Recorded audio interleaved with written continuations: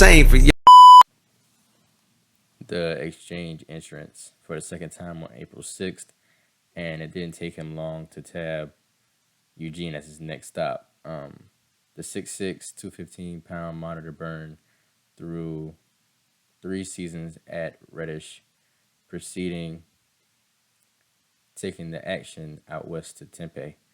Um, while playing for Bobby Hurley and the Huskies last season, they found the middle value of 9.7 points, 5.3 rebounds, and 0.8 assists per game in the transit to a 23-13, generally speaking, record, going 11-9 in the Pac-12 play.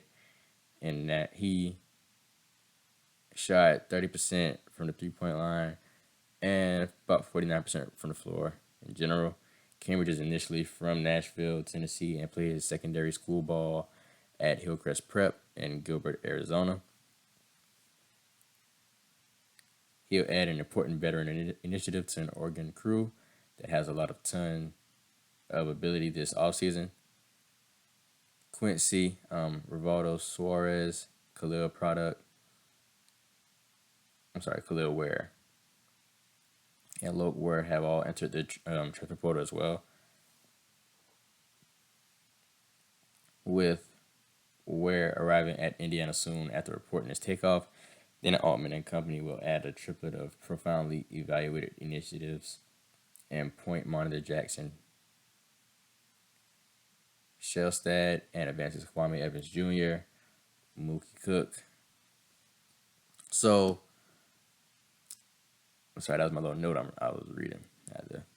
I'd be reading up stuff to y'all to, y'all know how I do this. But anyway, so Oregon, yeah, this is a kind of bit of a shocker for me. I think when it comes to the NCAA, man, you're gonna have to be unexpected but expected at the same time, because you can always kind of expect certain teams to be there in March while others just kind of come out the blue. Like as it pertains to last year's tournament, nobody expected FAU to be there or take it that far. No one expected San Diego State to take it that far. Kansas State, colleges of that sort. Actually, nobody actually even had the the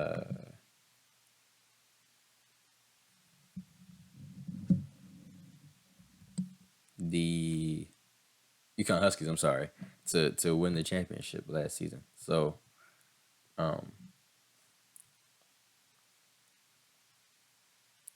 yeah. But as far as who the Ducks have departing or is expected to depart, they have Will Richardson, who averaged 12 points per them last season. Quincy Guerrero, who averaged 9 points per game. Rivaldo Suarez, who averaged 7 points per game. Khalil Ware, who averaged 7 points a game. Loke Ware, who averaged 3 points a game. Tyrone Williams, who averaged 2 points a game. And Ethan Butler. Expected to return, they have Nafali Dante, who averaged 13 points per game for them last season. Jermaine Couisnard, which is arguably their best player, the team's best player. Keyshawn Bartholomew, who averaged 9 points per game. Nate Bill, who averaged 7 points per game. Brennan Rigsby, who averaged 4 points per game. Newcomers that they have coming in either via the transfer portal or high school guys who have committed. Jesse Zarzuela, who's a guy from Central Michigan who averaged 16 points per game last season. Kwame Evans, the number 13 ranked player in the ESPN Top 100. Mookie Cook, the number 20th ranked player in the ESPN 100. Jaxie Shellstad, the number 35th ranked player in the ESPN 100. Cairo Oquendo, I'm sorry if I just butchered your name. 13 points per game at Georgia last season was coming in for them. and Devin Cambridge, who averaged 10 points per game at Arizona State last season. I do believe that the Oregon Ducks can make some noise. That's why I put them in here. There's a lot of places I could go here, but I just felt like Oregon deserves to be in the mix and not be considered a honorable mention of some sorts. I think they deserve to actually be in the legit mix of who's going to end up being here in March. So as we move down now, even though this team is just coming off of a NCAA championship game, I'm gonna put them at 24. I even though a lot of people didn't really have faith and belief in them last season, and I'm not gonna give it to them again this season. That being who I just mentioned a couple seconds ago, the San Diego Aztecs out of the Mountain West Conference. Brian Ditcher lost a modest bunch of veteran pieces from a group that arrived at the public, title game. However, he brought back four players who saw something like 17 minutes in the title game, including two starters, Lamont Butler and Jadon Lede. Both pulled out from the draft in practically no time on schedule. While Darian Trammell is exploring his additional year, USC transfer Reese Dixon Waters is an underrated addition, but departed or expected to depart. They have Matt Bradley, a key part to their March Madness tournament run, who averaged 12 and a half points per game for them last season. Keishai Dixon, who averaged 8 points for them last season. Nathan Mensah, who averaged 6 points for them last season. Adam Seiko, who averaged 6 points for them last season. Agwek Arop, who averaged 4.5 points per game for them last season. And expected to return, they have Darian Trammell, who averaged 10 points per game for them last season. Lamont Butler, who averaged 9 points for them last season. And Jaden Lede, who averaged 8 points for them last season. San Diego State. What can I really say about San Diego State? I mean, nobody expected them to be where they were at last season.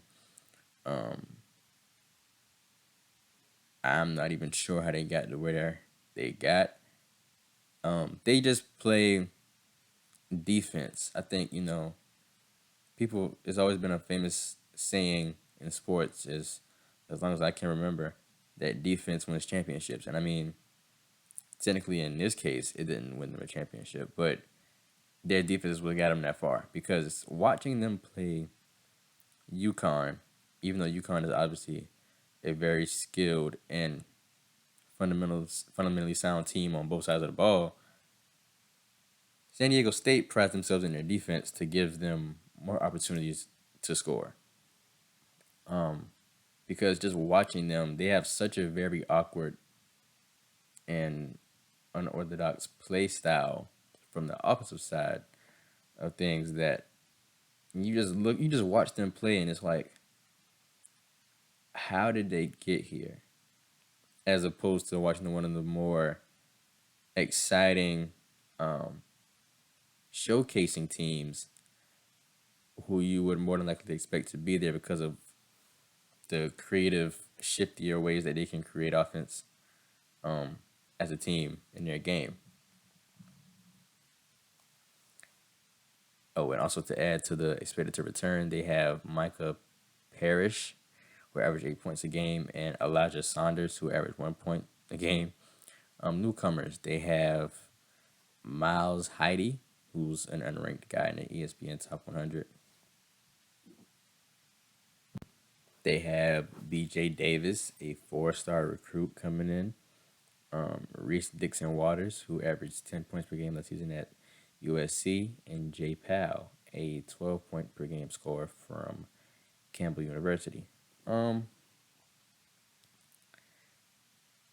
Like I said, I still believe that they can still be in the mix, being as that they have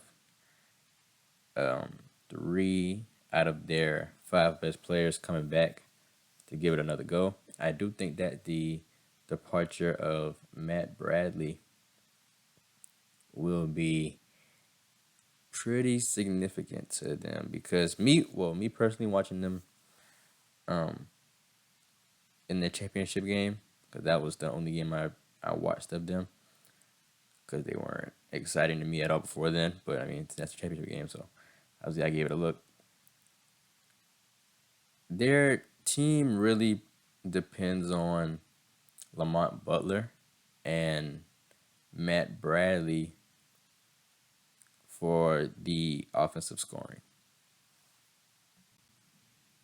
So I definitely think that San Diego State will be back in the mix for another year. Um,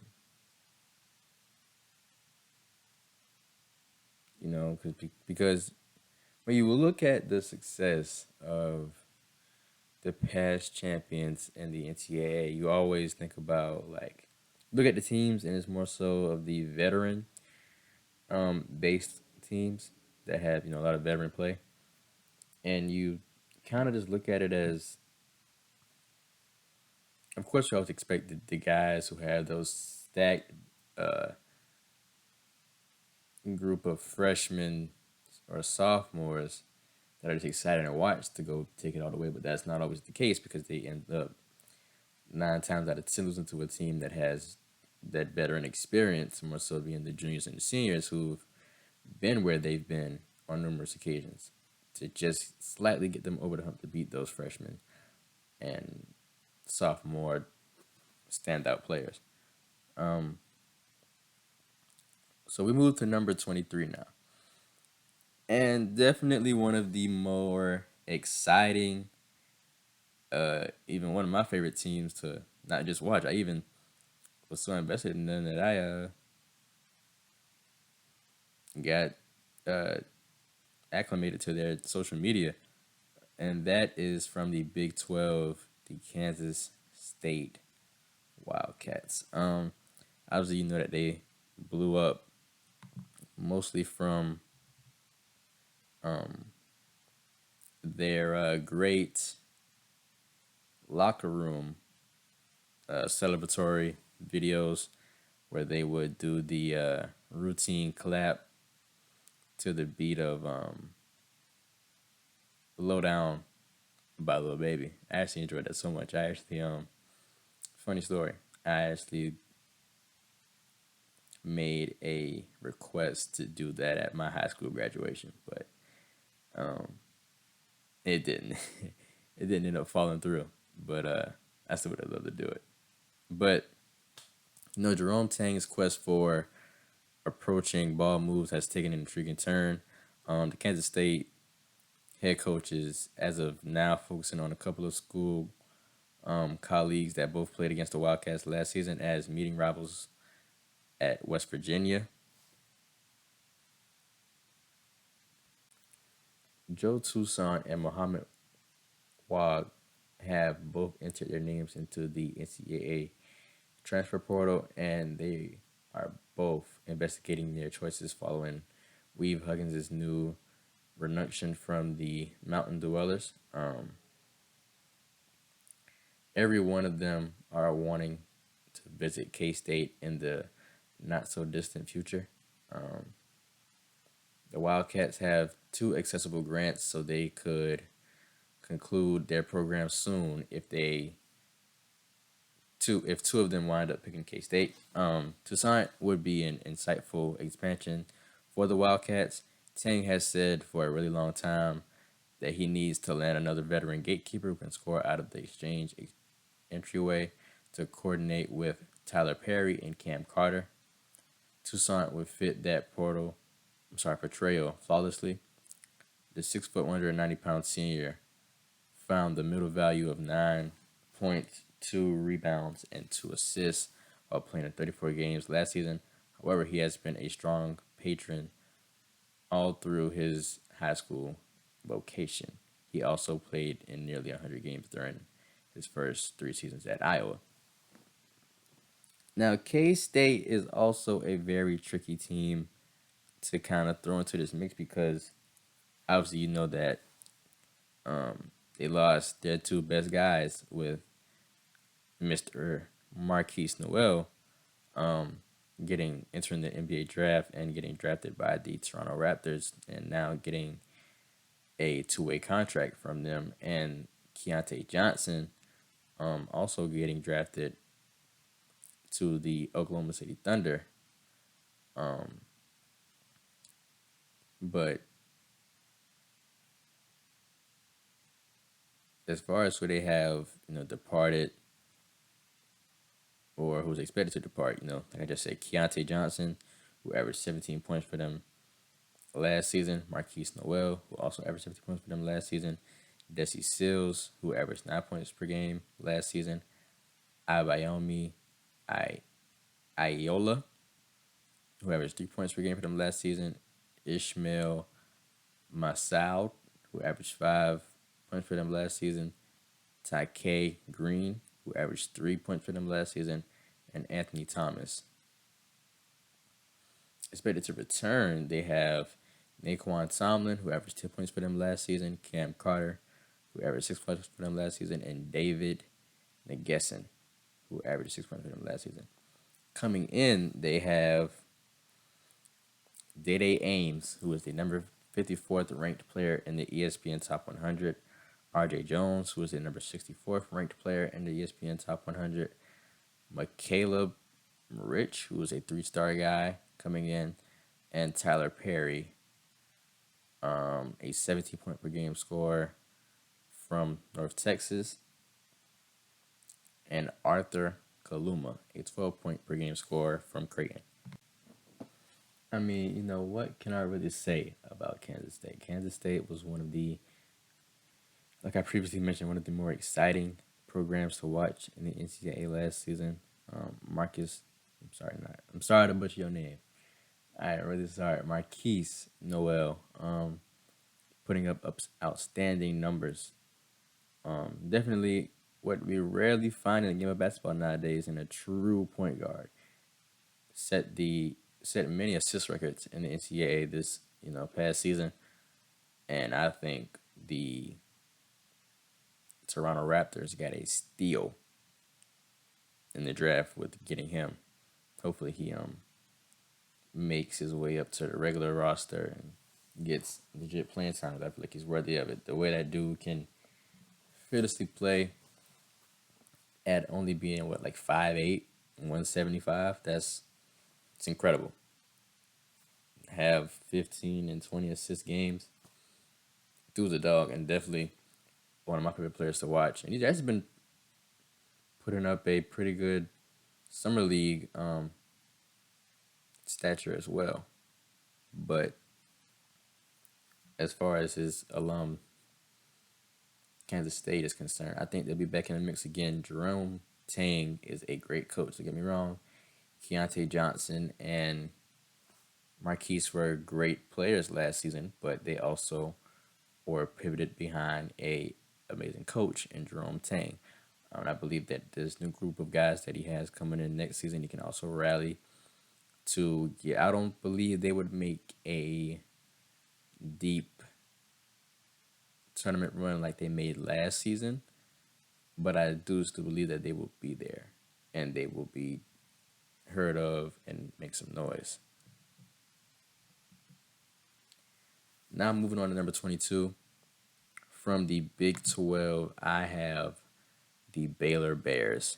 Scott Drew is basically beginning without any preparation on the border, with Keontae George and Adam Flagler entering the NBA draft and LJ Cryer moving to Houston. Yet he's acquiring two effect rookies in Jacoby Walter and Myro Little, and invites back Langston Love. The Bears likewise landed two significant level changes in Ray J. Dennis from Toledo and Jaden Nunn from BCU. Jalen Scaffold's revisitation of Wacko was significant for Drew, and he should be ready for a breakout crusade in the front court. So let's get into Baylor. Baylor just won the championship a few years ago I believe that was. Let's see. Let me check some of my knowledge here. So UConn won the last one. Then the year before was. Would that be Baylor? I'm trying to think. No, the year before would have been Kansas, right? Then Baylor. I think that's right. So if I'm not mistaken, Baylor won that 2021 championship. But that was a team with, if you all would remember, with Jared Butler, one of my favorite guys who didn't really get the shine anymore. Maceo Teague. It was that white guy with the crazy hair. Oh, I can't think of his name. I don't know what I'm talking about. I could shoot the ball really well. Um, let's see who else was on that team. Davion Mitchell, guard from the Sacramento Kings, was on that team.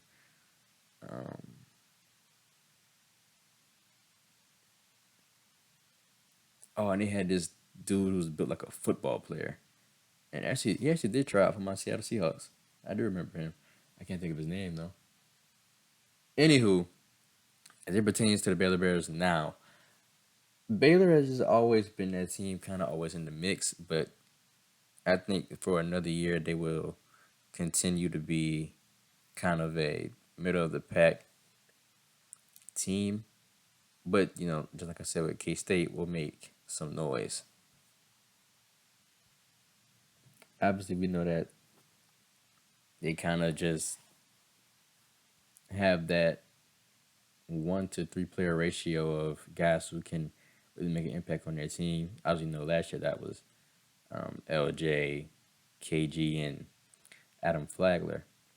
But I know this is strictly like an NCAA video, and I just did the same thing with Marquise Noel, but I got to talk about Keontae George. Keontae George, the Utah Jazz really made a great pick with Keontae George because he has been hooping in the summer league, and he may get some legit minutes this season.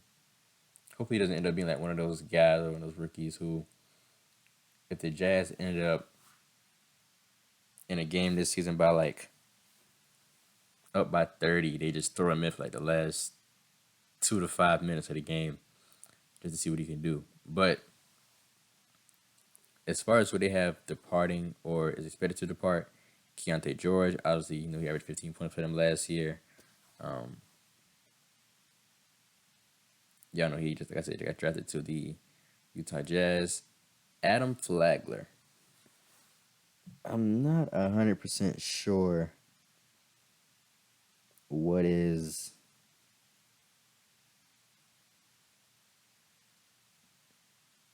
his current situation. Oh, okay, it says here that he got picked up by the Oklahoma City Thunder. He also averaged 15 points for the Bears last season. And as far as it pertains to LJ Cryer, y'all know that he went to the Houston Cougars to continue his collegiate career. Also, he also averaged 15 points a game.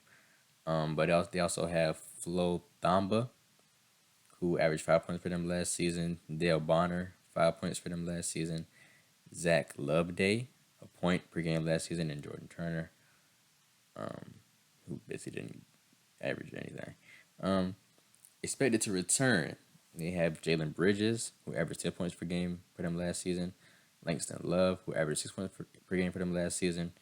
Jonathan, I'm going to mess this up. Tashamwa Tachachu. That's the best I can get to you. 5 points per game last season. Oh, another name. What's up with these names? Josh Ajiuwuna. That's how we going to do it. 4 points per game. Caleb Launer, 3 points per game. And newcomers. They got Ray J. Dennis, who averaged 19 points per game last season at Toledo. Jacoby Walker, the number 8 ranked player in the ESPN Top 100, Myro Little, the number 37th ranked player in the ESPN Top 100, and Jaden Nunn, a 9 point per game scorer last season from VCU. So they got some scores, at least from how it looks on paper, as guys who can fill in those spots or those pieces that are missing with the departures of Keontae, Adam, and LJ, their top three scorers from last season. So they got the game plan in shape. They just how they can execute it. But I still believe they'll be in the mix. I believe they can probably end up being, let's say, maybe Sweet 16. I don't see them going any further than that. I'm not exactly sure where they ended up last season.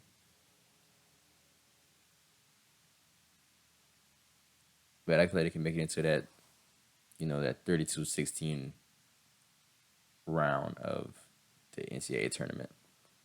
Now, coming in at number 21 from the AAC, I have the Memphis Tigers.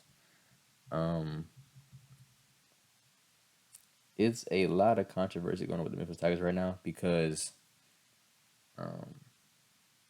well, actually, when I planned this episode out, it was quite a while ago. It was like a couple of weeks ago, actually. So a lot of things have changed since I previously started planning this episode. But I was even know that the coach, former NBA great, and I expect to be a future Hall of Famer, Coach Penny Hardaway has gotten into some legal trouble and could possibly face a suspension for this season. I was even know star player Mr. Mikey Williams is also in legal trouble with gun charges, and we still don't know if he is going to be eligible to play this season because there has not been any further statement released as far as his case is concerned.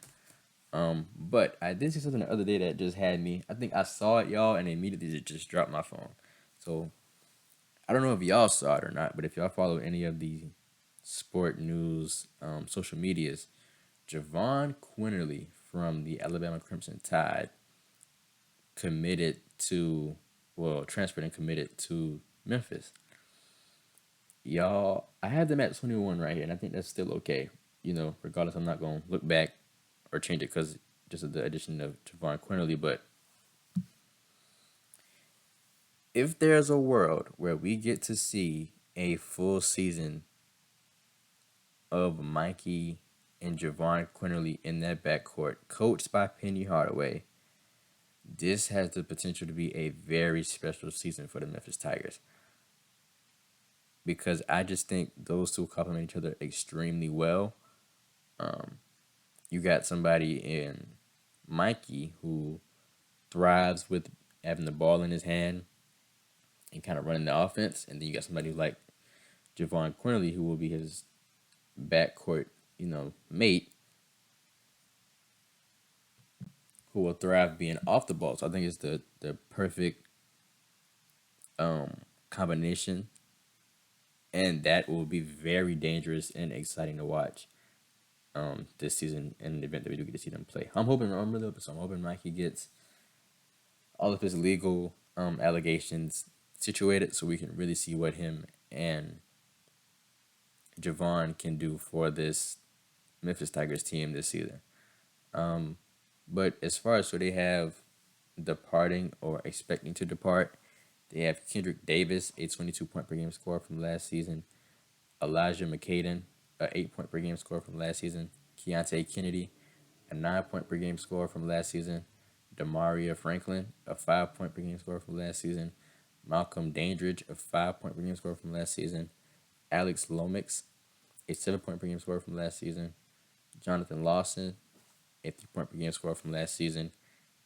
Kyle DeRichie, Akobundu, Ahayagu, a 2-point per game scorer from last season. Jamar Young Jr. and Chandler Lawson, both 5-point per game scorers last season. Expected to return, they have only Jaden Hardaway. a 5 point per game scorer from last season. Is that Penny's son? Wait a minute. Hold on, y'all. I got my phone right here, so I'm trying to find out as I'm getting through this list, being that it's so old and things have changed. I'm trying to find out extra information for y'all as I go, even though I'm sure that it's not important. It's just something that I need to know because I am just curious if that is Penny's son. Yep, that's his son. Yep, that is his son.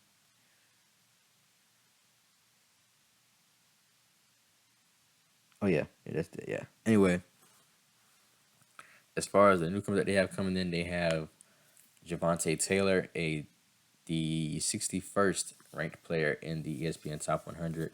Ashton Hardaway, another Hardaway. Wait a minute, y'all. I got to figure it out. I just got to put those things together. I love a good storyline.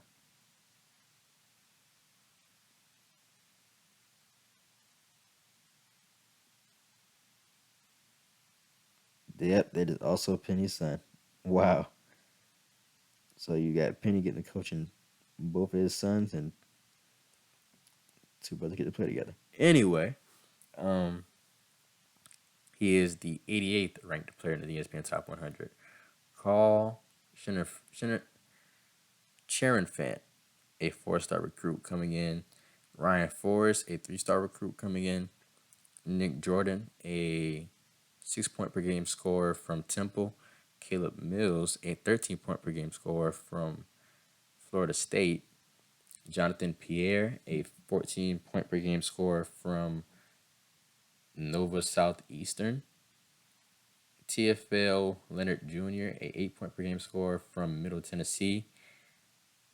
Jalon Young, a 4.5 point per game scorer out of UCF.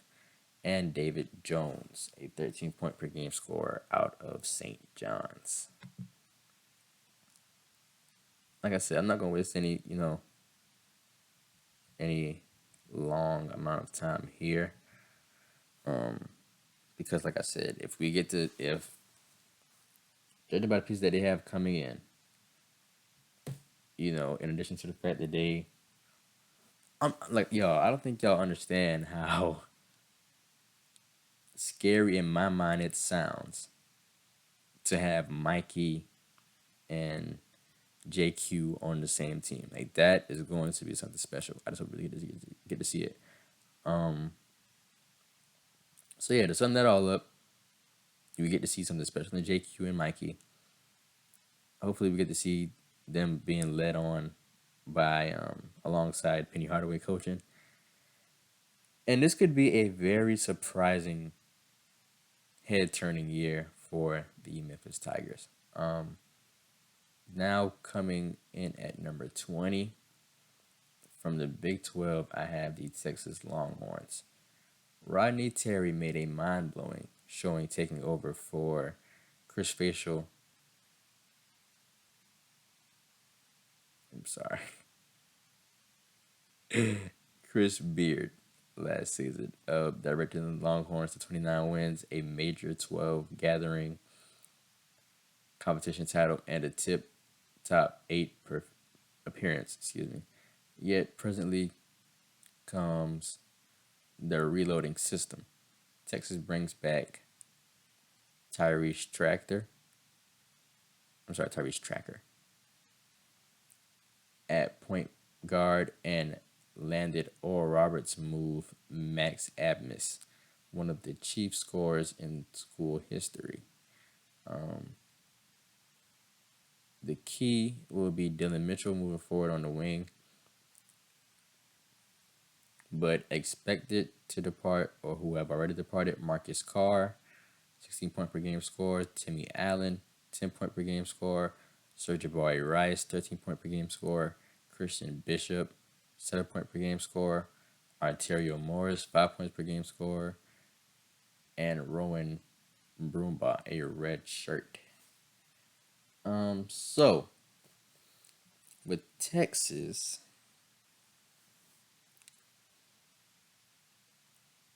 I think they will surprise a lot of teams this year. When I saw that they got to bring in Max Abmas, I thought that was pretty major because I saw what he was able to do for a very small, unappreciated program in Oral Roberts last season, and I think bringing that to a bigger stage and a more competitive conference in Texas in the Big 12 would be a great addition, not just for him, but for the school and the situation in its entirety. So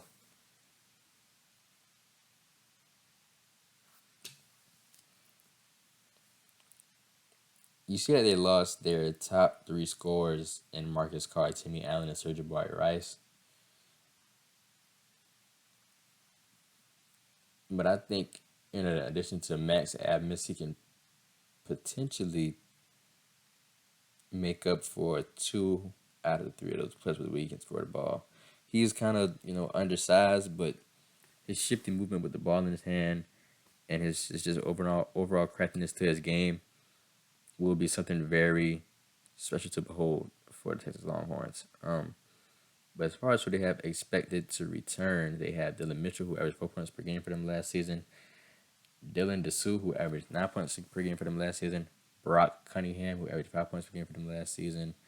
Alex Anamiqui, who averaged a point per game for them last season. And Tyrese Hunter, who averaged 10 points per game for them last season. Newcomers, they have Caden Shedrick, a 6 point per game scorer out of Virginia. Like I just said, Max Adams. See what I mean? Max Adams averaged 22 points per game last season at Oral Roberts. If you were to add up two out of the three players from the top three scorers that Texas lost, that would take care of Max Adams by itself. So they did a great job of recruiting in the transfer portal to make up for those scoring depriments. But a continuation, they have Kendall Weaver, a 9 point per game scorer out of UT Arlington. Zarik Onima, a 7 point per game scorer out of UTEP. As it pertains to Texas, another team who's usually always in the mix. And I think just like, in the continuation of regular schedule programming, they'll be back there again this season.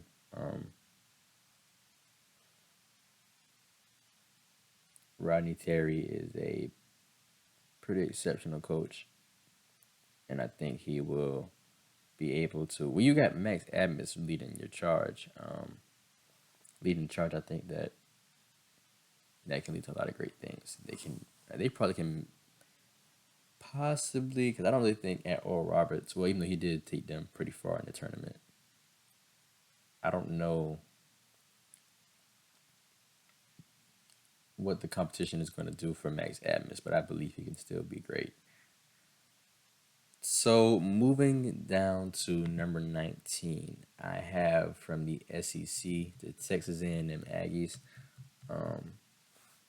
The question is, will the Aggies take up where they forgot about in the final part of the 2022-2023 season when they dominated 19 of 22 matches prior to falling in the SEC title game and the main round of the NCAA competition.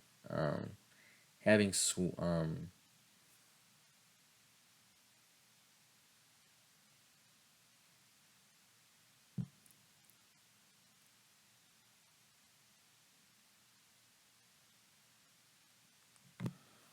having Wade Taylor the fourth back to run the show is a huge plus, while Buzz Williams also has three other returning starters after Tyrese Radford decided to come back.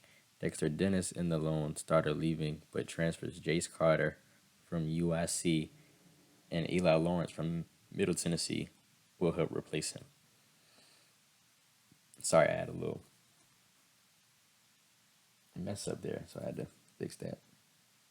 So I would be telling y'all the correct thing. But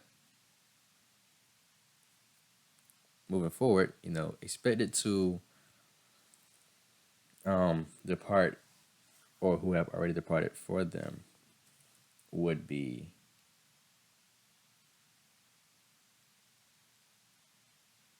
Actually, no one. I think that Texas A&M will be another great team next season, and I don't think that they'll fall off. Actually, it would be better because, like I just said, that they lost in the first round of the NCAA tournament last season and didn't even manage to win their conference championship game in the SEC. Because technically speaking, Texas A&M basketball leads the SEC in returning scoring production ahead of the 2022-2023 season. As of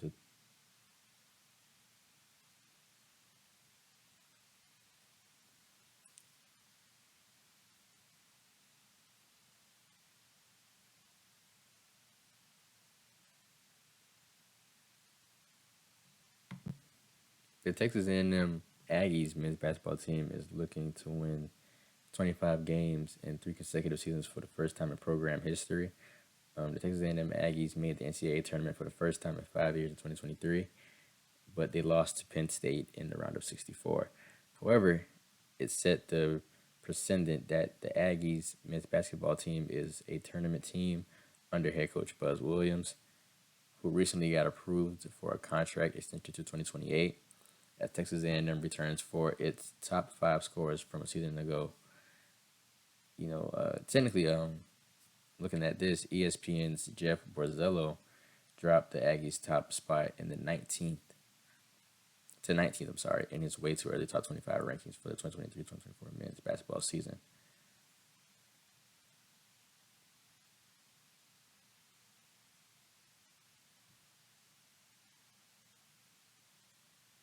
Taylor, a reigning first-team All-Southeastern Conference selection, led the Aggies last season with 16.5 points per game on 40% shooting from the field. Texas A&M has won at least 25 in each of the past 2 seasons, something it hasn't done since 2006-2007 and 2007-2008 seasons. The Aggies have never won 25 games in 3 consecutive seasons in program history. So, trying to explain that was a bit of a struggle because apparently I must have made a rookie mistake, and put what I was going to say for the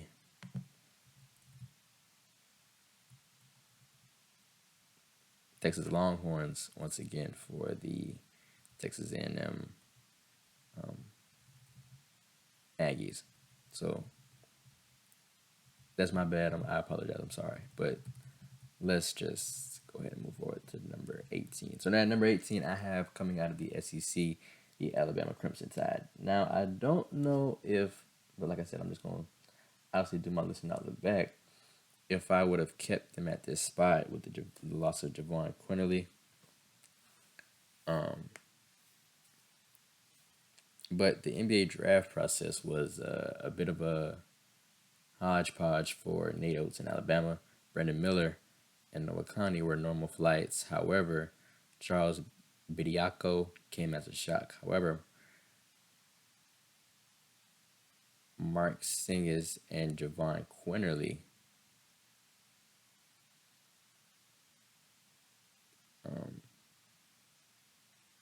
returned for another season.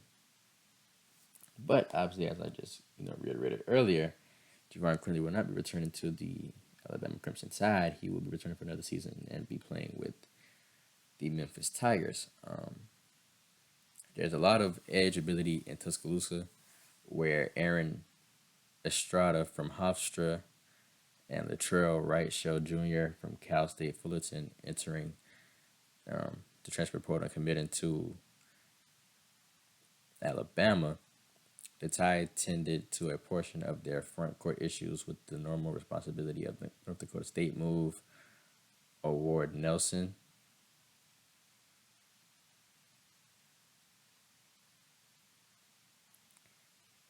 Yet all the same, it's actually slender front and center. Who they have departed or expected to depart?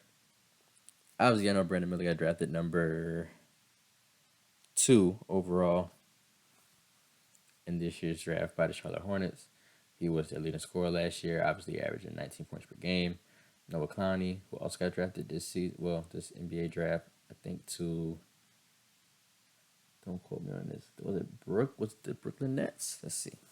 I got my phone right here on side of me, so I can make sure I'm not wrong. Noah Clowney. Yep, it is the Brooklyn Nets. I was right. Who averaged 10 points per game for them last season, though. Jaden Bradley, who averaged 6 points per game for them last season. Noah Gurley, who averaged 5 points per game for them last season.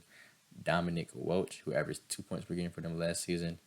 Namari Burnett, who averaged 6 points per game for them last season.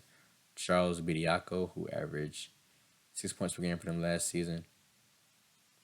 And Javon Quinterly, who averaged 9 points per game for them last season. Expected to return, though, they have Mark Sears, who averaged 12 points per game for them last season. Rylan Griffin, who averaged 6 points per game for them last season. And Nick Pringle, South Carolina's very own.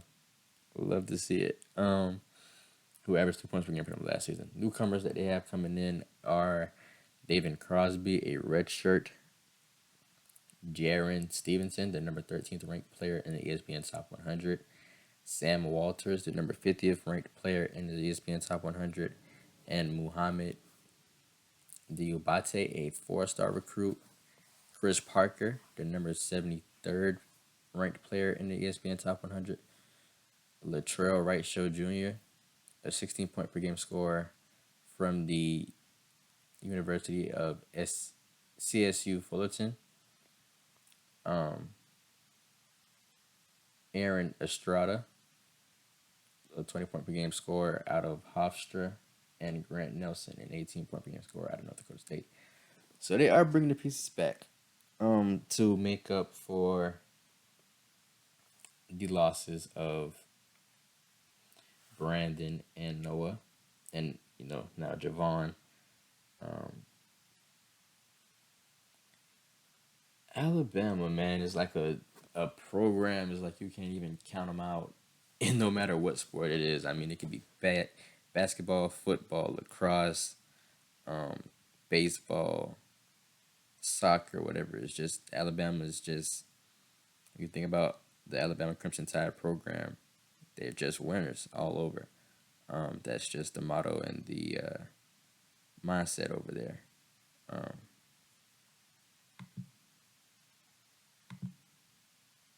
They will just forever go down as one of the most winningest programs in all of collegiate sports.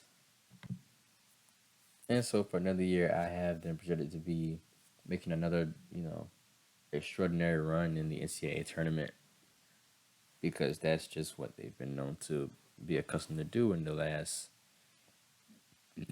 forever, because it's Alabama. So I don't think it's too much of time we got to spend here. So why not just move to number 17, which is the Miami Hurricanes out of the ACC. Nigel Pack and Norkid Amir, if I'm saying that correctly, sorry if I'm not, both tried the NBA draft waters. However, selected to get back to Coral Peaks, Florida. Those two will shape perhaps of the best inside-out team in the ACC next season. Jim Larinaga likewise supplanted Jordan Miller with an ACC demonstrated forward, and Florida State moved Matthew Cleveland, who ought to add seriously rebounding and paint creation. The Hurricanes are still in the chase after one more gatekeeper to assist with filling Isaiah Wong's shoes. As far as who they have expecting to depart or who have already departed, Isaiah Wong, as y'all know, entered the NBA draft and I believe got drafted by the Indiana Pacers, if I'm not mistaken. Let me check that. Yep, Indiana Pacers. Which is somebody who they will severely miss because I mean it's no secret that he was their best player on both sides of the ball last season. That boy could score on the opposing team's best defender and also defend the opposing team's best scorer. But he averaged 16 points for them last season. Jordan Miller, who averaged 15 points for them last season. Harlan Beverly, who averaged 3 points per game for them last season. Anthony Walker, who averaged 2 points per game for them last season. Favor Air, who averaged a point per game for them last season. And Danilo Jovanovic, who averaged nothing for them last season. Expected to return, they have Wooga Poplar, a 9 point per game scorer from last season. Bensley Joseph, a 5 point per game scorer from last season. AJ Casey, a 1 point per game scorer from last season. Christian Watson, a 2 point per game scorer from last season. Nigel Peck, a 14 point per game scorer from last season. And Norkit Amir, a 13 point per game scorer from last season. Newcomers, they have Mike Nwoku, a 3-star recruit, and a 13 point per game scorer out of Florida State in Matthew Cleveland. But the Miami Hurricanes, they're another one of those teams that I said, with the great defense that they play, that's what kind of prized them into getting their wins and giving them their deep runs in the NCAA tournament. And I just think for another year that they'll be in the mix for a potential NCAA championship. And obviously, we know that the Miami Hurricanes was one of the best defensive teams in the NCAA last season. With, obviously Isaiah Wong being at the forefront of that defensive prowess and success. So I don't think I'm going to spend much time here either.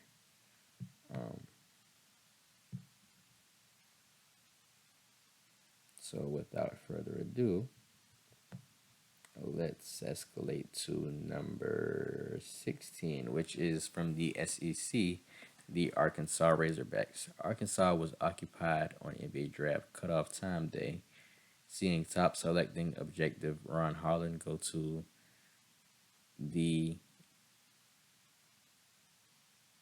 G League while holding Devontae Davis and losing Jordan Walsh to the NBA.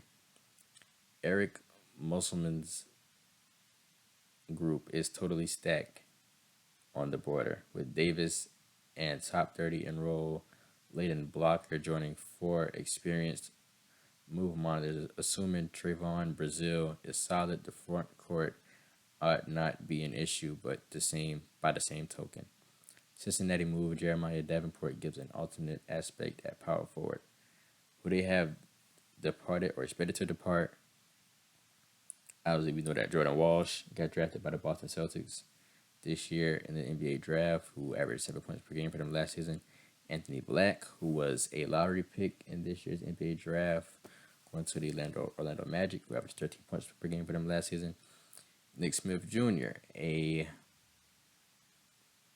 I think a late first round pick. I think he went number 28, if I'm not mistaken. Who averaged 12 points per game for them last season. Ricky Council, who averaged 16 points per game for them last season. Mikael Mitchell, who averaged 4 points per game for them last season. Kamani Johnson, a 2 point per game scorer for them from last season. Barry Dunning Jr., a 0 point per game scorer from last season. And Darian Ford, a 0 point per game scorer from last season. Expected to return, they have Devontae Davis, an 11 point per game scorer from last season. Trayvon Brazile, a 12 point per game scorer from last season. Makai Mitchell, a 7 point per game scorer from last season. Jalen Graham, a 5 point per game scorer from last season. Joseph Pinion, a 2 point per game scorer from last season. Newcomers, they have Bay Fall, the number 28th ranked player out of the ESPN Top 100. Leighton Blocker, a 30 point. I'm sorry. a the number 30th ranked, I'm sorry, in the ESPN Top 100. Khalif Battle, the 18th point per game scorer from Temple. Tremont Mark, 18 point per game scorer out of Houston. Keon Minifield, 18 point per game scorer out of Washington. Jeremiah Davenport, a 9 point per game scorer out of Cincinnati. And L. Ellis, a 18 point per game scorer out of Louisville.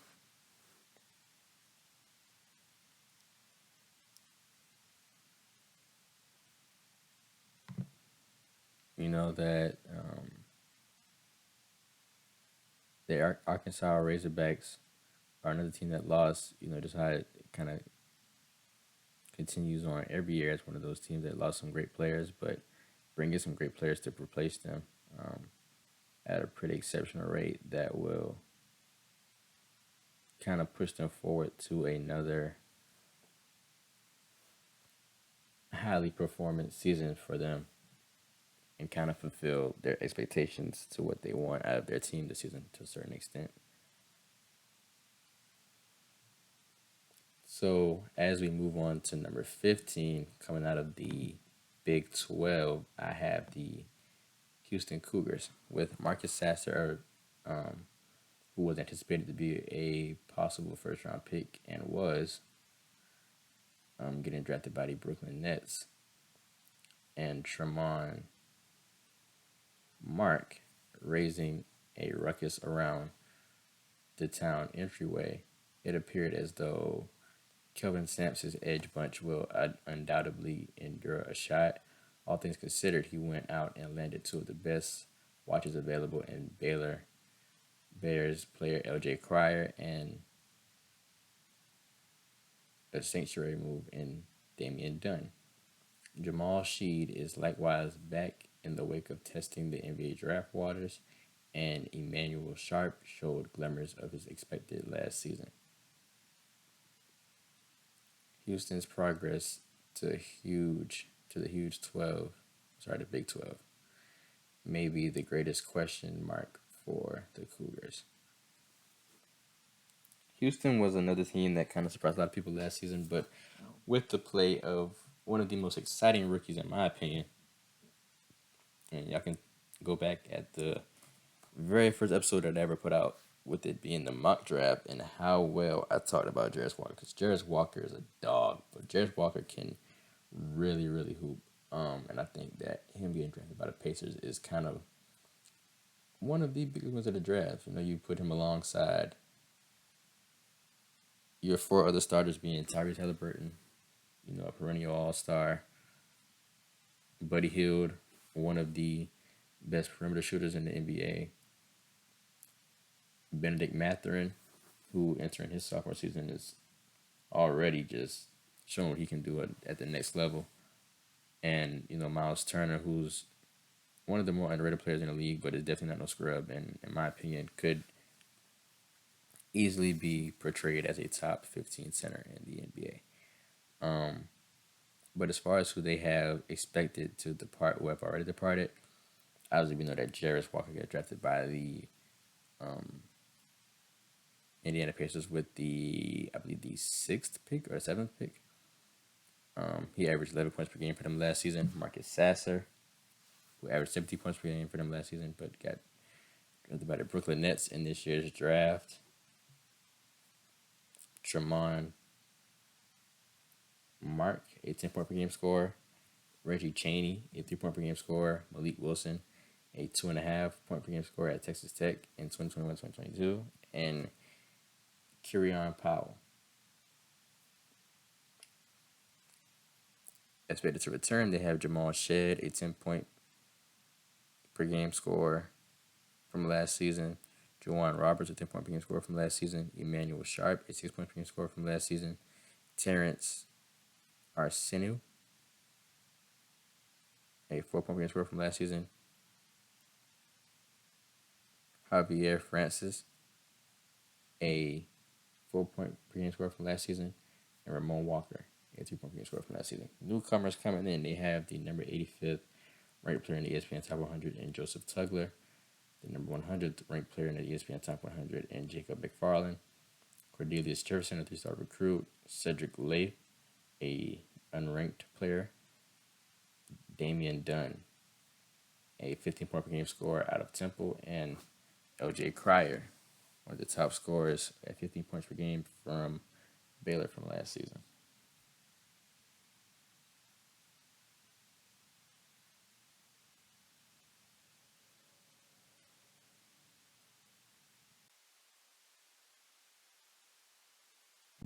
So now that brings us to what is now number 14. And at number 14, coming out of the Big East, I have the Creighton Blue Jays.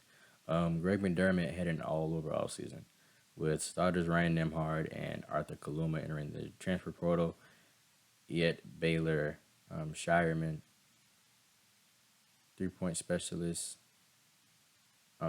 Trey Alexander, and Ryan Kalkbrenner all pulled out their names from the NBA draft to get back to Omaha, Nebraska. Utah State transfer Stephen Ashworth ought to step into the backcourt, while Artisan Miller and Virginia transfer Isaac Trott ought to help with the counterbalancing of Kaluma's takeoffs. Getting Ryan Kalkbrenner and Trey Alexander back is enough to put this Creighton team right back into the thick of things at the top of a crowded Big East. But Kalkbrenner's two-way impact at the center position is matched by what would be very few players in the sport. And Alexander should pair pretty nicely with Stephen Ashworth from Utah State and Baylor Shireman in the backcourt. The ability that Greg McDermott has to surround Kalkbrenner with high-level shooting has the potential to be one of the top offenses in the country. Creighton was another one of those teams that kind of surprised everyone last season with their play, because we all don't, when you think about Creighton, you hear the name Creighton and it kind of just like, who's Creighton? And I was one of those people too, but after seeing what they did last season with Ryan Nembhard being at the forefront, it's pretty much safe to say that they have been solidified as one of the top teams that deserve to be considered when talking about the top teams in the NCAA Men's Basketball Association. But as far as who they have in expectation to depart or who have already departed, that would be obviously, like I've already mentioned, Ryan Nembhard. I believe he transferred to Gonzaga, if I'm not mistaken. And as y'all know, he's the younger brother of Gonzaga alum and current point guard of the Indiana Pacers, Andrew Nembhard. But Ryan Nembhard averaged 12 points per game last season. Sharif Mitchell, a 2-point per game scorer from last season. Ben Schultzberg, a 1-point per game scorer last season. And Arthur Kaluma, a 12-point per game scorer from last season. Guys that they have that are expected to return: Ryan Kalkbrenner, a 16-point per game scorer from last season. Trey Alexander, a 14-point per game scorer from last season. Baylor Shireman, a 13-point per game scorer from last season. Frederick King, a 3-point per game scorer from last season. Francisco Farabello, a 3-point per game scorer from last season. And Mason Miller, a 2-point per game scorer from last season. Newcomers that they have coming in: Josiah Dotzler, a non-ranked player from the ESPN Top 100. Isaac Trout, a redshirt out of Virginia. Stephen Ashworth, a 16-point per game scorer from Utah State. Jonathan Lawson, a 3-point per game scorer from Memphis. And Brock Weiss, a non-ranked player out of the ESPN Top 100.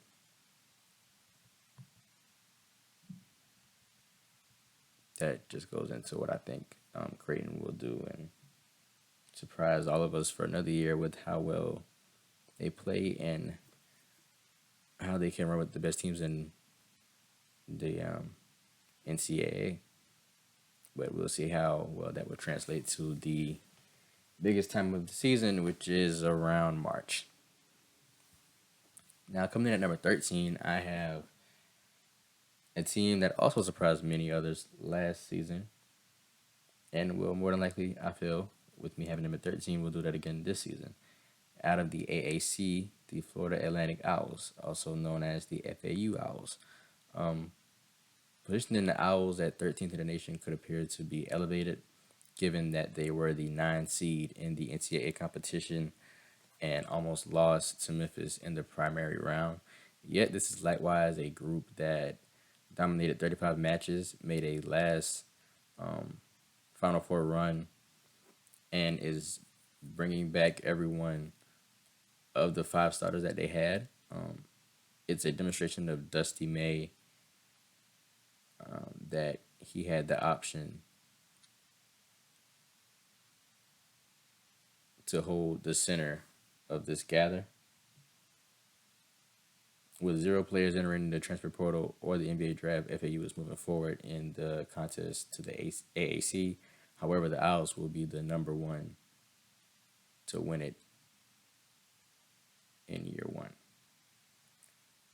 So, where this is concerned is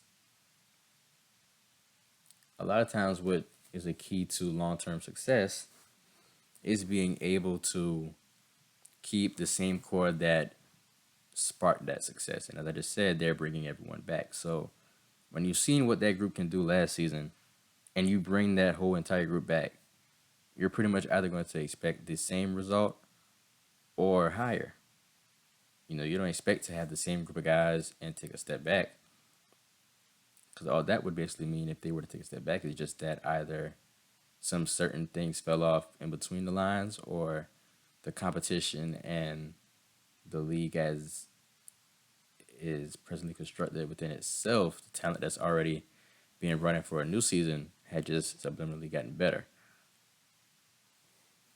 But as far as who they have in expectation to depart or who have already departed, they have Michael Forrest, an 8 point per game scorer from last season, and expected to return. Jonell Davis, their highest leading scorer at 14 points per game last season. Elijah Martin, their second highest point per game scorer and 13 points per game last season. Brian Greenlee, a 7 point per game scorer from last season. Nicholas Boyd, a 9 point per game scorer from last season. But Lidsley Golden, a 10 point per game scorer from last season. Jalen Gaffney, a 4 point per game scorer from last season. Brandon Weatherspoon, a 5 point per game scorer from last season. Giancarlo Rosado, a 6 point per game scorer from last season. Isaiah Gaines, a 2 point per game scorer from last season. Trey Carroll, a 3 point per game scorer from last season. Brennan Laurent, a 3 point per game scorer from last season. And Alejandro Rela, a 1 point per game scorer from last season. And as far as the newcomers are concerned, they have Devin Vanderpool coming in as a non-ranked recruit.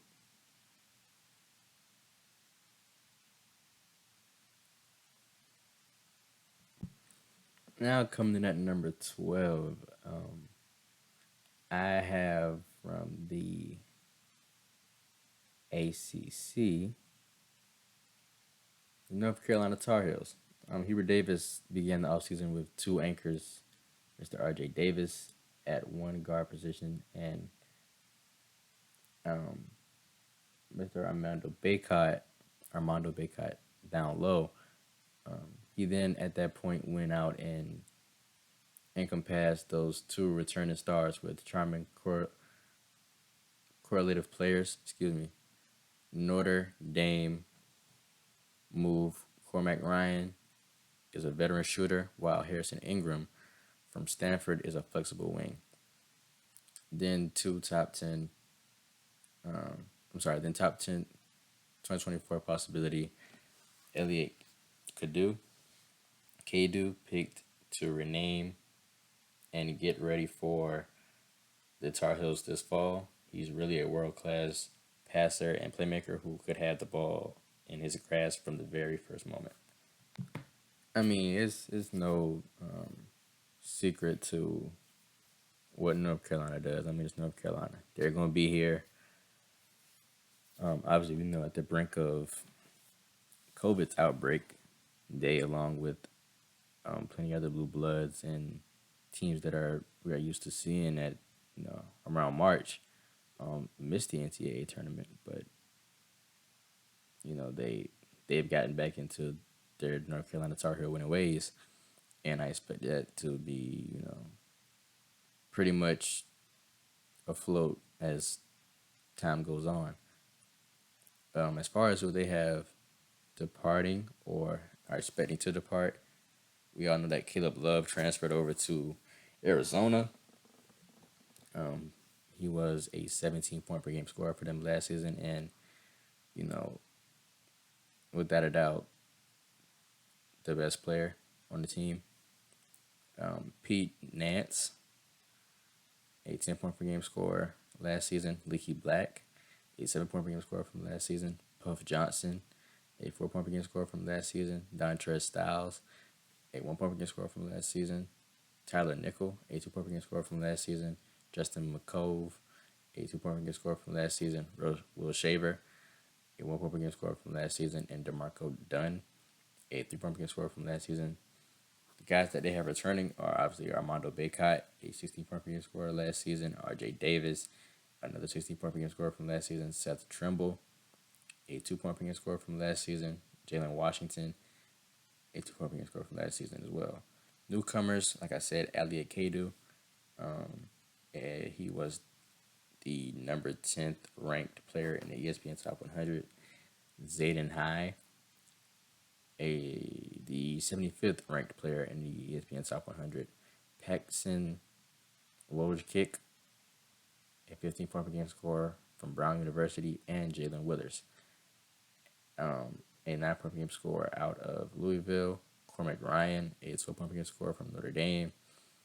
And one of the biggest transfers of the offseason with Harrison Ingram coming over as a 11-point per game scorer out of Stanford. At number 11 out of the Big East, I have the Marquette Golden Eagles. There was a knowledgeable program development for Marquette for the initial 2 months of this offseason.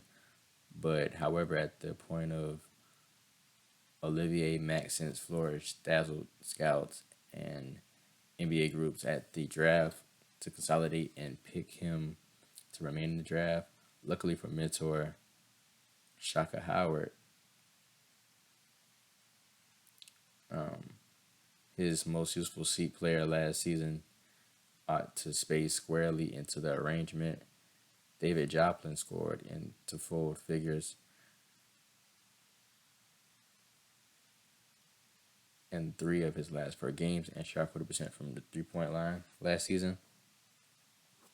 So with Marquette, I think Marquette is a team that success is solely deprecated on coaching and fundamentally sound development, because you look at the roster and it's like no guy from a name brand on paper standpoint is superiorly eye-opening. But then you see what Shaka Smart can turn those guys into, and now we're hearing about the Marquette Golden Eagles around March, and that's just not something that we,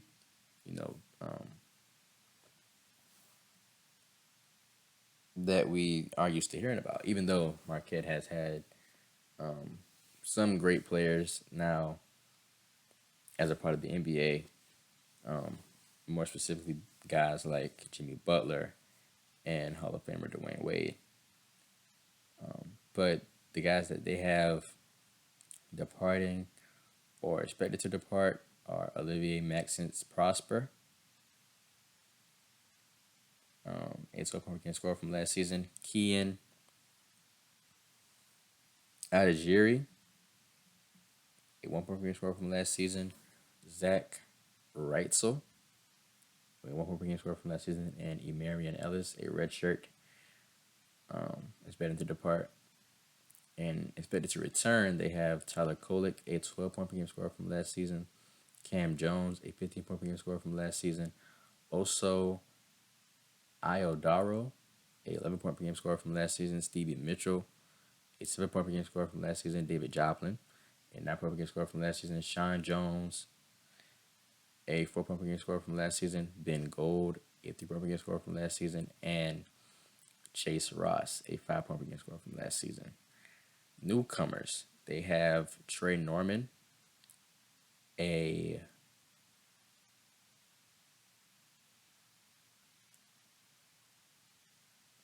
Trey Norman was the 98th ranked player in the ESPN Top 100. Alisson Amadou, a 4-star recruit, and Zaid Lowry, a 4-star recruit as well. Now we have officially cracked the top 10 of the list, basically portraying who is expected to be, and also in my eyes, the best of the best. Now at number 10, I know I said earlier that the success mostly comes from the veteran groups, but I got a team who is pretty much constructed of freshmen and sophomores. That is coming out of the Pac-12, the USC Trojans. In spite of the exchange choices of Trey White and Reese Dixon Waters, USC will have one of the most outstanding backcourts in the country after the expansion of Bronny James and Isaiah Collier. Isaiah Collier is the highest level enlist in the nation, and he'll be managing everything, while Boogie Ellis is an all gathering player and the group's driving scorer. James will be a fantastic third choice repulsively, somebody who can make open shots and be an optional ball handler while likewise watching rivals at the opposite end. So USC, they have the number one recruit in the nation in Isaiah Collier and Bronny. Obviously, we ain't got to spend too much time on Bronny, the son of LeBron James. We all know what happened to Bronny a few days ago, but I handled that in the beginning of the episode, so we're not going to dive back into that. We always look at those stacked freshman teams, and they're going to be exciting, but we have to see how well they gel with the older guys and see if the older guys can take the younger guys under their wings successfully. They have Boogie Ellis, Kobe Johnson, Joshua Morgan. So we'll see what they can do. I see them in the Sweet 16. But, we still have until about November to see what they're going to do. But I'm sure that their, biggest concern right now is the health of Bronny James. But as far as who they have departing or expected to depart, Mr. Drew Peterson, a 14-point per game scorer from last season. Reese Dixon Waters, a 10-point per game scorer from last season. Trey White, a 9-point per game scorer from last season. Malik Thomas, a 2-point per game scorer from last season. Iroslav Nyaju, a 0-point per game scorer from last season. Expected to return, they have Boogie Ellis, a 18-point per game scorer from last season. Kobe Johnson, a 9-point per game scorer from last season. Vincent Awuchukwu, a 5-point per game scorer from last season. Joshua Morgan, a 7-point per game scorer from last season. Kayani Wright, a 2-point per game scorer from last season. Harrison Hornery, a 1-point per game scorer from last season. And Oziah Sellers, a 1-point per game scorer from last season. Newcomers, like I said, number one in the nation, according to the ESPN Top 100, Isaiah Collier. Arrington Page, the number 38 recruit from the ESPN Top 100. Bronny James, the 19th recruit in the ESPN Top 100. DJ Rodman, a 10-point per game scorer from Washington State. And Brandon Gardner at the number 83rd spot in the ESPN Top 100. Coming in at number 9 from the Big Ten, I have the Michigan State Spartans. We truly preferred Tom Izzo's group entering the offseason, and that was before Tyson Walker and Malik Hall declared they were exploiting their additional extend time of qualification because of the coronavirus and getting back to the East Lansing. Um, then AJ Hogard, and Jaden Atkins chose to get back to the Spartans subsequent to testing the NBA draft waters. Michigan State currently has an inside and an undeniable level backcourt, as well as added profundity and hazardness with the appearance of five-star initiatives Xavier Booker, Cohen Carr, and Jeremy Fears. The guys that they have departing or expected to depart: Joey Hauser, a 14-point per game scorer from last season, and Pierre Brooks, a 4-point per game scorer from last season. Basically meaning that they're bringing mostly everyone back, which means the ones that are expected to return are AJ Hogard, a 13-point per game scorer from last season, Jaden Atkins, a 10-point per game scorer from last season, Tyson Walker, a 15-point per game scorer from last season, Malik Hall, a 9-point per game scorer from last season, Jackson Coher, a 3-point per game scorer from last season, Matty Sissoko, a 5-point per game scorer from last season, Trey Holloman, a 1-point per game scorer from last season, Carson Cooper, a 2-point per game scorer from last season. And as far as the newcomers are concerned, they have Xavier Booker, the number 15th recruit in the ESPN Top 100, Jeremy Fears, the number 26th recruit in the ESPN Top 100, Cohen Carr, the number 24th recruit from the ESPN Top 100, and Girig Norman, a 4-star recruit coming in.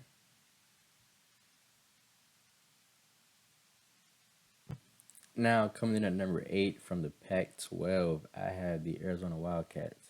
Arizona was dynamic in the entryway and on the worldwide circuit to remake its program, yet the Wildcats saved their greatest sprinkle for last, landing North Carolina guard Caleb Love, quite possibly one of the best point guards in the nation. He'll group with the Alabama transfer Jaden Bradley and returners Pele Larson and Kylan Boswell on the border, while Umar Ballo will again more the inside. San Diego State transfer Keisha Johnson ought to bring guard and sturdiness. The guys that they have expected to depart or have already departed: Ozalis Tubelis, a 20-point per game scorer from last season, Kerr Krisa, 18-point per game scorer from last season, Courtney Ramey, 18-point per game scorer from last season, Cedric Henderson Jr., a 8-point per game scorer from last season, Adama Ball, a 2-point per game scorer from last season. Expected to return: Umar Ballo, a 14-point per game scorer from last season, Kylan Boswell, a 5-point per game scorer from last season, Henry Visar, a 2-point per game scorer from last season, Philip Barabakanan, a 1-point per game scorer from last season, Dylan Anderson, a 1-point per game scorer from last season, Pele Larson, a 10-point per game scorer from last season. Newcomers: they have Caleb Love, a 17-point per game scorer from last season from North Carolina, KJ Lewis, a 4-star recruit, Jaden Bradley, a 6-point per game scorer from Alabama, Marius Kriva, a non-ranked recruit, Keisha Johnson, a 7-point per game scorer from San Diego State, and 2 unranked guys in Conrad Martinez and Payalis Maraskis. Let's go with that. That makes more sense. Arizona. So I think that Caleb Love, we finally get to see what he does pretty much on his own. Because, well, he has Ballo to his side, but that's really about it. So we get to see what he does with the team of his own, because he's going to be at the forefront and the driving force to the Arizona Wildcats' success this season. But the Arizona Wildcats have been one of the most winningest programs in college basketball's history. So I don't think those things are subject to change, especially now that you have Caleb Love. So as we get down to number 7, that would be from the Big Ten, the Purdue Boilermakers. Purdue made the greatest ascent following the withdrawal cutoff time because of the arrival of Zach Edey. The ruling Wooden Honor champ took it to the last day, however, selected to get back with the Lafayette, Indiana, where he will by be the most prevailing player in school history. Matt Painter currently has each of the 5 starters back from a group that won both the large, Big Ten customary season and meeting competition titles, and procured a number 1 seed in NCAA competition before the shocking upset to 16th seed Farley Dickinson. I believe just as he did last season, that Zach Edey will be another one of the top players in the NCAA this season and lead the Purdue Boilermakers to another successful season. Because the dude's he's a hooper. He can really hoop. And I think he will definitely be a top 5 pick whenever he so graciously decides to enter his name in the NBA draft. But as far as who they have expected to depart or who have already departed, they have Brandon Newman, a 6-point per game scorer from last season. David Jenkins Jr., a 4-point per game scorer from last season. And the guys that they have expected to return, Zach Edey, who we know had a stellar season, averaging 22 points per game last season. Fletcher Lawyer, a 11-point per game scorer from last season. Braden Smith, 18-point per game scorer from last season. Mason Gillis, a 7-point per game scorer from last season. Trey Kaufman-Wren, a 4-point per game scorer from last season. Caleb First, a 5-point per game scorer from last season. Ethan Morton, a 4-point per game scorer from last season. Brian Waddle, a 0-point per game scorer from last season. And newcomers, they have a 4-star recruit coming in Miles Colvin. Lance Jones, a 14-point per game scorer from Southern Illinois. Coming in at number 6, I have out of the Big East, the Villanova Wildcats. After Villanova missed the NCAA tournament interestly beginning around 2012, Kyle Neptune obviously needed to keep away from a recurrent entering the second time of his instructing residency. The Wildcats had as much progress in the exchange entrance as any group in the nation. Arrivals like T.J. Bamba from Washington State, Hakeem Hart from Maryland, and Tyler Burton from Richmond, while additionally returning veteran stalwarts like Justin Moore and Eric Dixon. The beginning 5 is just about as experienced as demonstrated as you'll see as in the enormous East, also known as the Big East. So guys that they have expected to depart or who have already departed would be Cam Whitmore, who was drafted number 20th in most odds as it's still the 2023 NBA draft by the Houston Rockets, who averaged 12 points per game last season. Caleb Daniels, a 14-point per game scorer from last season. Brandon Slater, a 3-point per game scorer from last season. Chris Archidiakono, a 3-point per game scorer from last season. Angelo Brizzi, a 2-point per game scorer from last season.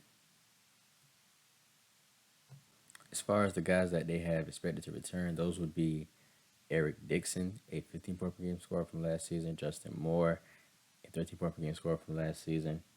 Mark Armstrong, a 5-point per game scorer from last season. Jordan Longino, a 5-point per game scorer from last season. And Brendan Housen, a 3-point per game scorer from last season. And Trey Patterson, a 1-point per game scorer from last season. Newcomers would be Tyler Burton, a 19-point per game scorer from Richmond. Jordan Dumont, a 3-star recruit. T.J. Bamba, a 16-point per game scorer out of Washington State, Hakeem Hart, 11-point per game scorer from Maryland, and Lance Ware, 18-point per game scorer out of Kentucky. Villanova. Um, Now being of course y'all wouldn't know this because y'all don't really know my story. I just give y'all the information of what I'm supposed to do. I just do my job. But um, I am actually the son of a former high school coach. So I tend to not only gravitate towards players and organizations, but coaches as well.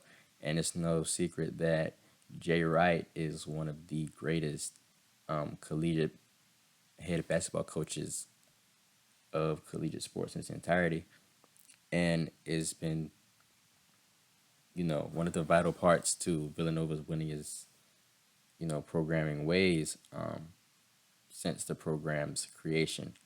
Um, and that is subjected to change in my mind for years to come.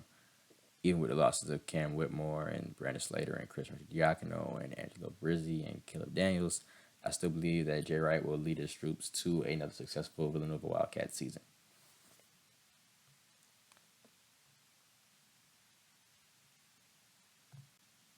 Coming in at number 5, we now reached the top 5 of the list. But at number 5 from the WCC, I have the Gonzaga Bulldogs. We knew that not many would figure out how to reload this program following the departures of Drew Timme, Julian Stroughter, Rasir Bolton, and Malachi Smith. And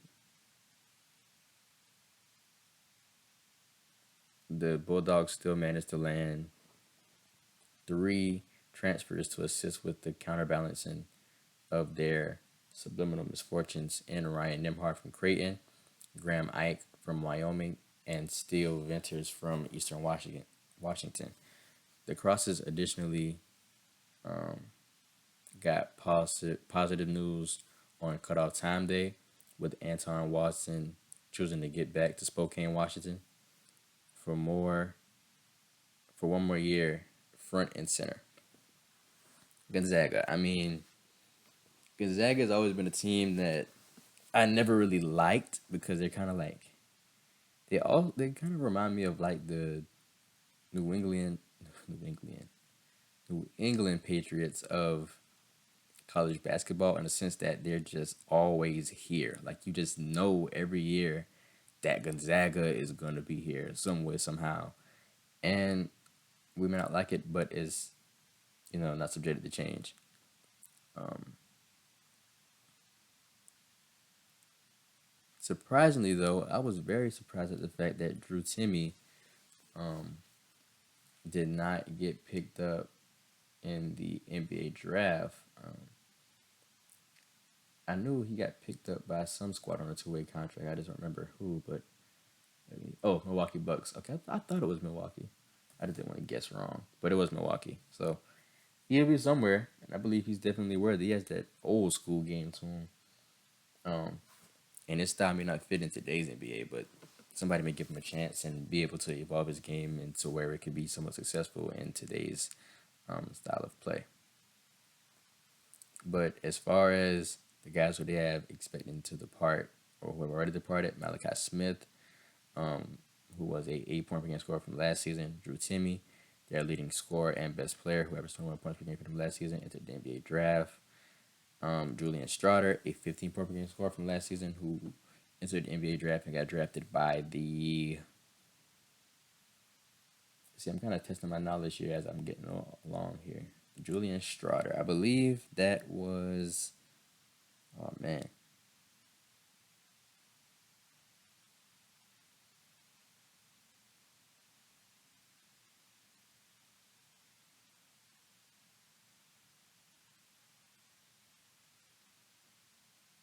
Guys, I don't even know. I'm going to check now because I have to know, because it's going to bother me if I don't figure it out. Julian Stroughter. The Denver Nuggets, y'all. I knew it was Denver because I remember seeing him in a Denver Nuggets Summer League jersey. That's a bummer. Anyway, though, They also are expected to lose or have already lost Rasir Bolton, a 10 point per game scorer from last season, Dominic Harris, a 1 point per game scorer from last season, Hunter Salas, a 4 point per game scorer from last season, and Efton Reed III, a 2 point per game scorer from last season. Expected to return Anton Watson, a 11 point per game scorer from last season, Nolan Hickman, a 8 point per game scorer from last season, and Ben Gregg, a 5 point per game scorer from last season. Newcomers, they got a dude who I thought was coming to my Duke Blue Devils, but pulled a fast one on us and ended up committing to Gonzaga and Dusty Stromer, a the number 33rd recruit out of the ESPN Top 100. Alex Tohey, a 4-star recruit. Steele Venners, a 50 point per game scorer from Eastern Washington. Ryan Nimhard, a 12 point per game scorer out of Creighton. And Graham Ike, a 19.5 point per game scorer out of Wyoming in the 2021-2022 season. Now let's escalate ourselves down to number 4 on the list, which would be no other than from the SEC, the Tennessee Volunteers. Tennessee is one of the greatest champs of the offseason, landing Jordan Gainey from South Carolina Upstate, Chris Ledlam from Harvard, and Dalton Schnedt from Northern Colorado, while likewise getting all SEC defender and Santiago Vescovi and veteran starter Josiah Jordan James back for one more year. The Volunteers ought to have made more of a border pop than they've had the beyond couple of seasons, joined with the ought to be a world class guard in Zakai Zegler, who is subliminally fundamentally sound. So Tennessee is another team that just you look at them and figure out how did they get here, why are they here, but they just somehow find a way to put the pieces together and gel well and get it done. I do have some growing pains with Tennessee because if I'm not mistaken, Tennessee was the team who put out my Duke Blue Devils in the Elite Eight last NCAA tournament, but they play extremely physical. They are a very physical team. I was watching the game. Obviously, they played against Duke, and that was the deciding factor into how we lost that game because we just, for some reason, would not match the level of physicality that the Volunteers brought on to us. And all things considered, that is what mainly led to us losing that game. We just could not match their physicality, and they just bullied us and bullied us out of the gym into a loss.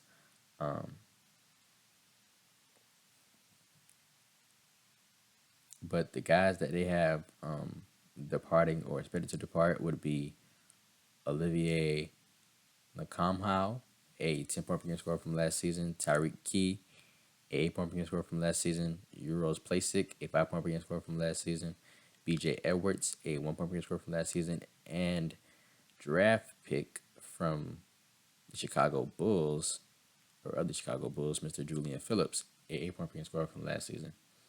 Expected to return would be Josiah Jordan James, a 10 point per game scorer from last season, Santiago Vescovi, a 12 point per game scorer from last season, Zakai Zegler, an 11 point per game scorer from last season, Jemai Mashik, a 5 point per game scorer from last season, Jonas Aidu, a 5 point per game scorer from last season, Toby Awaka, 3 point per game scorer from last season, and DJ Jefferson, a redshirt. Newcomers that they have coming in would be Freddie DeLeon, the number 36 recruit in the ESPN Top 100, JP Estrella, the number 66 recruit in the ESPN Top 100, Cameron Carr, the number 87th recruit in the ESPN Top 100, Cade Phillips, a 4-star recruit, Jordan Gainey, a 50 point per game scorer from USC Upstate, Chris Ledlam, a 19 point per game scorer from Harvard, and Dalton Shinnett, a 20 point per game scorer from Northern Colorado. Now we've reached the top three. Now I think with the top three, I would say with the guys here, you can say it's interchangeable, but I think exactly where I have it is, in my opinion, as perfect as can be. Um, Number three, I have out of the Big 12, the Kansas Jayhawks. Kansas leaped to the best position in the rankings after, or actually not the best, but one of the best, excuse me, in the rankings after the arrival of Kevin McCullough Jr., while the approaching players, most quite frankly, tracking Hunter Dickinson, are getting the greater part of the consideration up until this point in this offseason. The returning threesome of DeJuan Harris Jr., McCullough, and KJ Adams Jr. makes the Jayhawks a public title contender and competitor. Harris is one of the tip-top pass-first point guards in the nation and a dynamic protector on the defensive side of the ball, while McCullough is flexible and truly one of the better guards in the NCAA. Adams' job will change closely to Dickinson, yet he was one of the breakout stars of last season and ought to make a considerably greater stride next season as a part of now being the Kansas Jayhawks. Obviously, we know what Kansas is about. One of the most winningest champions and overall programs of the NCAA's history. Um, and that is not going to change in my eyes for quite some time. Obviously, we know that they were champions 2 years ago, and will still continue to be in that mix for a very long time. The guys who they have expected to depart or who have already departed: Grady Dick, who was a 14 point per game scorer last season that got drafted number 13, I think. Was it 11? It was a lottery pick for sure towards the end of the lottery to the Toronto Raptors. Um, Definitely one of the steals of the draft. I had him. I really wanted him in Dallas. I thought him next to Luka would have been phenomenal, but he's gonna be alongside Siakam and OG. So still a great pick, and I think Drake would be happy. Jalen Wilson, a 20 point per game scorer last season, won the Julius Erving Award, and I thought was definitely a surefire first round pick, but he fell to the second round and ended up getting selected by the Brooklyn Nets, which I think fits him. I don't think that's a bad pick at all, but unfortunately it had to be that low because Brooklyn did have two first round picks towards the end, but they took two guards. But they also are losing Joseph Yasufu, a 4 point per game scorer from last season; MJ Rice, a 2 point per game scorer from last season; Bobby Pettiford Jr., a 2 point per game scorer from last season; Cam Martin, a 1 point per game scorer from last season; Zach Clements, a 1 point per game scorer from last season; Zuby Ejiofor, 1 point per game scorer from last season; Kyle Cuffey Jr., and Ernest Uday Jr., a 3 point per game scorer from last season. The guys that they have that are expected to return are Kevin McCullough Jr., 11 point per game. He had 11. He averaged 11 points per game. 11 points per game last season. Sorry, I talk really fast. I'm sorry. DeJuan Harris Jr., a 9 point per game scorer from last season, and KJ Adams Jr., also an 11 point per game scorer from last season. Newcomers that they have coming in are El Marco Jackson, the number 25 recruit in the ESPN Top 100, Jamari McDowell, a 4-star recruit, Marcus Adams, another 4-star recruit, Nicholas Timberlake, a 18 point per game scorer from Townsend, Ontario Morris, a 5 point per game scorer out of Texas, probably the biggest transfer this offseason at Hunter Dickinson, a 19 point per game scorer out of Michigan, and Parker Brown, a 8 point per game scorer from Santa Clara. Yes, sir. Now coming in at number two. If you behind your phone, your TV, whatever, clap your hands for coming out of the ACC. Them Blue Devils, the Duke Blue Devils. Yes, sir. Got to love them. The Blue Devils rose to one of the highest points of the rankings with the arrival of Kyle Filipowski, aka Flip. Y'all know his name, who might have been a first round pick had he entered the NBA draft, and he will be whenever he does enter, because Flip is that guy. However, he got back to secure the front court while Tyrese Proctor and Mark Mitchell additionally chose to return to Durham. Jeremy Roach's choice to go to the Blue Devils and run the offense makes them the essential contest to Kansas for the number one spot, while John Shire will require one of the wings to move forward unpleasantly. And Jarrett McCain could be that person. Y'all, I'm telling y'all. Now it's what? Today is July 26, 2023. And it is at this very moment 4:07 p.m. Mark my words and come back to this episode when it happens. We will be cutting down that net this season for that NCAA championship title. We're gonna do it. I'm telling y'all, we're gonna do it. I got some got some dogs coming back. We lost a few dogs, but we good still. We still one of them ones and gonna be that one at the end of the season. Mark my words, we coming. Kansas, y'all ain't messing with us. Gonzaga, not messing with us. UConn, y'all might have just won the championship, but y'all not going back to back. Especially if we are a part of y'all way of getting there. But nah, seriously though, I definitely think we got a good shot at it this year. I think we just put the pieces together. John Shire. Of course, we all were upset at the retirement of Coach K, but I think with someone who's been under his wing, not only as a player, but the coaching staff as well, I think we are in a good spot, and I don't see any problem with John Shire taking a back seat to Coach K. So the guys that we have expected to depart or who have departed already, obviously we know that Dariq Whitehead, a 8-point per game scorer last season, who would have done more, but suffered a few injuries, got drafted by the Brooklyn Nets. Derek Lively, who was a top 10 pick, who got drafted at number 10 by the Dallas Mavericks, who averaged 5 points per game for us last season. Jacob Grandenson, a 4-point per game scorer from last season, and Kale Catchings, a 1-point per game scorer from last season. Guys that we got coming back. We got Jay Roach, a 13-point per game scorer from last season. We got Flip, a 15-point per game scorer from last season. We got TP Foe, a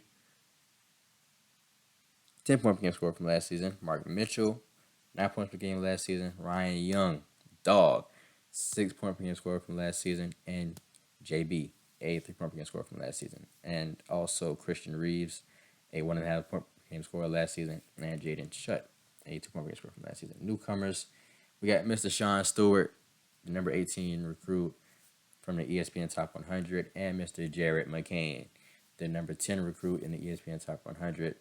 While also we can't forget Mr. Caleb Foster, the number 23 recruit from the ESPN Top 100, and TJ Power, the number 31st recruit in the ESPN Top 100.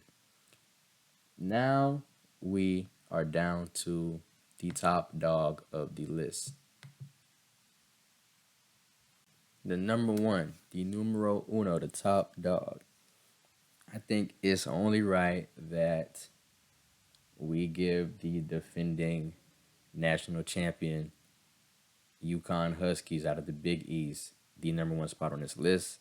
They're at the top right now until it's been taken from them. They still have the crown. UConn opened the offseason at number one following its predominant public title run. Then at that point dropped a few spots after the takeoffs of Adamo Sanago and Andre Jackson to the NBA draft. However, Dan Hurley got Tristan Newton back and furthermore gets a main five enlisting class that incorporates four ESPN Top 100 possibilities. Donovan Clingan is ready for an immense season down low, while Alex Carabin ought to take on a greater job obnoxiously. The expansion of Rutgers transfer Cam Spencer has helped the Huskies back into the main five because of his experience and undeniable level shooting skill. UConn.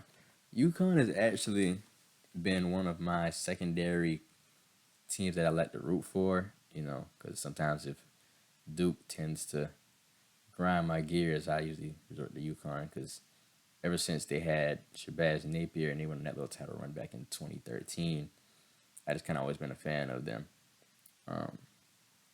But don't get me wrong, I'm Duke first. I'm Blue Devil till I die. So don't get it twisted.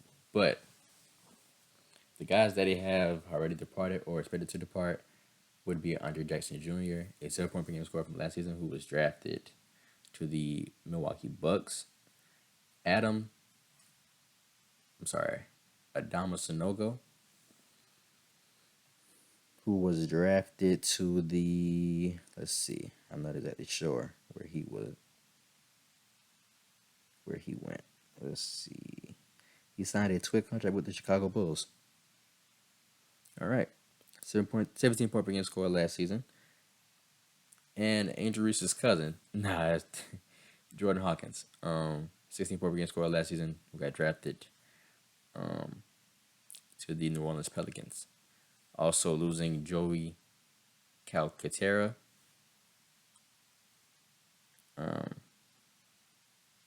A 6-point per game score from last season. Naheem Aline, a 5-point per game score from last season. Uren Hassan and Richie Springs, both 1-point per game scores from last season. Expected to return, Tristan Newton, a 2-point per game score from last season.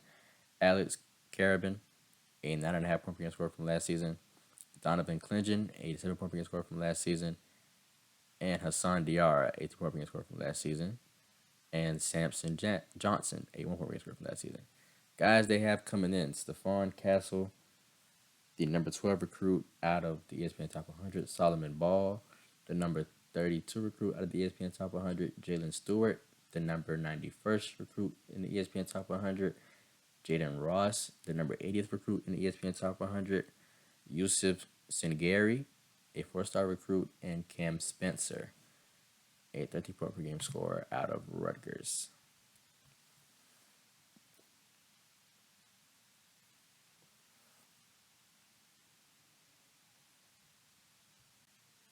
I think that Bobby Hurley is a great coach. He comes from a great coaching family, and he will lead his troops, I don't think, to another championship, but they will still make a deep run in the NCAA tournament come March. But yeah, without further ado, this concludes the episode. I just want to say thank you guys for listening.